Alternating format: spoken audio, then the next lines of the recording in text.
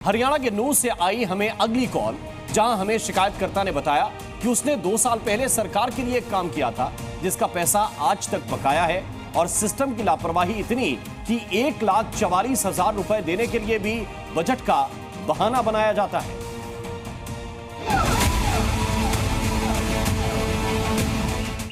हरियाणा के नूंह का फिरोजपुर झिरका इलाका, जहां साल 2022 में पंचायती राज चुनाव हुए।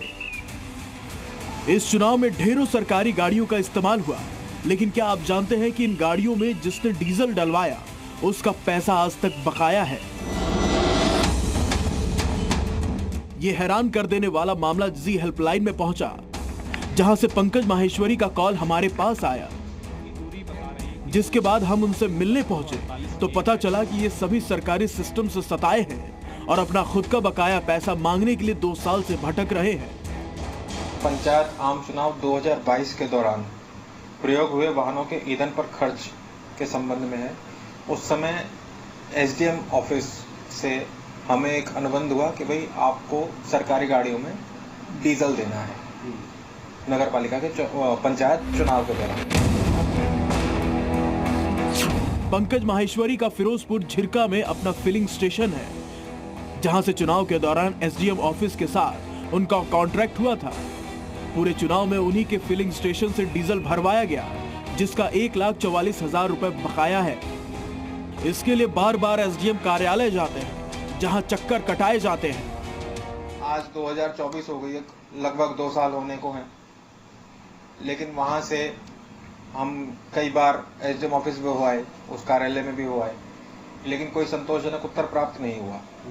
कभी उन्होंने कहा कि भाई आपके बिल्स अभी नहीं आए, कभी कहा कि आप हमारे पास बजट नहीं आया, कभी कहा कि भाई आप इस बारे में डीडीपीओ से संपर्क करें। तो हमने वहां भी नूंह के अंदर भी संपर्क किया, तो उन्होंने कहा कि आपने जहां से डीजल लिया है आप उधर से ही बात करें, वहीं आपका अधिकारी है, उन्होंने क्योंकि उस डिपार्टमेंट से डीजल गया है तो वो बजट वही अलॉट करें। जी हेल्पलाइन की टीम उनकी बात सुनकर पहुंची फिरोजपुर के झिरका के एसडीएम कार्यालय, जहां हमने उन सबसे बातें की जो अब तक पंकज का कोई जवाब नहीं देते थे। पहले हम पहुंचे स्टोनो के ऑफिस, जहां वो हमें नहीं मिले। रूम नंबर 5 है जो एसडीएम कार्यालय में है। यहाँ पर अब बात करते हैं, देखते हैं। अभी फिलहाल हमें कोई भी एसडीएम कार्यालय में नहीं दिखाई दे रहा है। यहाँ पर अधिकारी कोई भी कुर्सी पे नहीं है। कहाँ गए हैं ये नहीं कह सकते। हम कुर्सियाँ आपको दिखाएंगे, खाली कुर्सियाँ हैं, वो हम सब आपको दिखाएंगे। देखिए कोई भी नहीं है। उसके बाद हमने आसपास जानना चाहा कि कोई हमें जवाब दे। तब पटवारी मिले, उन्होंने इस मामले की जानकारी ना होने की बात कही। पंचायती राज के बिल के बारे में मुझे कोई जानकारी नहीं है। जो रिटर्निंग अधिकारी होते हैं, जब चुनाव होता है तो रिटर्निंग अधिकारी एसडीएम होता है, तो इनके पास सारी रसीदें हैं। तो ऐसा है, आप इस बारे में मैडम से बात करेंगे तो वो शायद ज्यादा जानकारी दे पाए। मुझे इस बारे में कोई खास जानकारी नहीं है। यहाँ कोई जवाब नहीं मिला।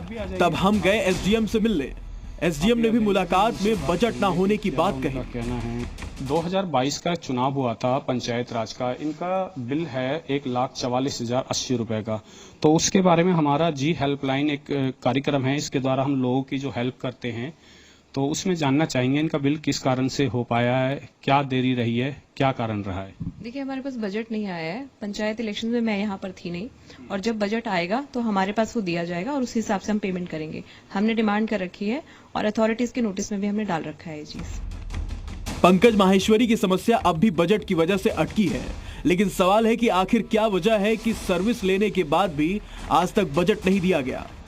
क्यों एक कॉन्ट्रैक्ट होने के बाद भी अपने पैसे के लिए पंकज को बार बार भटकना पड़ रहा है, और आखिर कहां फंसा है पंकज के हक का पैसा।